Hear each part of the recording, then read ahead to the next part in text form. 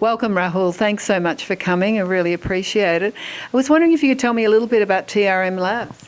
Sure. So I'm Rahul, CTO of TRM Labs.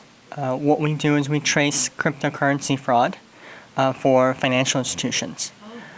So the theory here is that every financial institution is required by law to know the source of their customers' money. There are millions of people already using cryptocurrency that bank with a traditional institution, and they are by law required to know where those funds come from. So if a person, withdraws money from Binance and puts it in a Bank of America account, Bank of America has an obligation to a certain degree to make sure that that money wasn't laundered, it wasn't come through some terrorism or other illicit means. So we help people solve that problem. And so do you use the blockchain for that? Yeah, we inherently trace cryptocurrencies. So we inherently are helping you trace the source of funds that are originating through crypto transactions. Wow, fantastic. Great cause to be involved in. Yeah. So obviously the main question, the topic of debate tonight is about Facebook and the Libre token. What's your opinion, your personal opinion, because obviously the panel will be a lot more objective, about Zuckerberg having his own token and how will that affect us and the rest of the world? Yeah. I think the question of whether it should be Zuckerberg or not, I think it's a separate question. I think in general, I think Libre has done a lot to elevate the conversation of sort of the virtues of cryptocurrency and the benefits it can offer the unbanked and the sort of billions of people that are out excluded from the financial system today. So I think on the whole, it's a net positive for our industry and sort of the goals we're trying to achieve. Well, that's a really positive response. You don't think he might have too much power?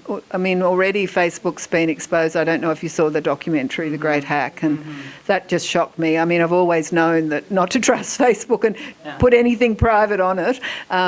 But it was shocking to me. I see my adult kids in Australia using it with all this personal information. I'm like, quickly, don't do it anymore. Yeah. I think whether or not Libre is the best answer for this problem, or whether it should be Facebook or Calibra that should own it, I think that's an open debate for us as a society and for us as sort of countries and institutions. I think as a whole, in terms of how they've communicated the virtues and what they're trying to achieve, in terms of inclusion, in terms of cost, in terms of sort of bridging international borders, I think is good. Great, fantastic. Well, gee, you made me feel more positive because I felt so negative about it, and that's why I called it Facebook token, Facebook Libre centralisation, because I was concerned that he has no idea what decentralisation really is about. Yeah, and I think that's a conversation we need to have as a society and weigh sort of the pros and cons and figure out, what's the best mode for us to achieve the goals we have. Because I think we can all agree that we want more people to be included in our financial system. Libre may or may not be the answer, but I think I believe that crypto, in some form, will solve that problem. Yeah, I believe that too. Yeah. Great. Well, look, thanks so much for coming, and I think this panel is going to be very exciting. Thank you. Thanks for having me.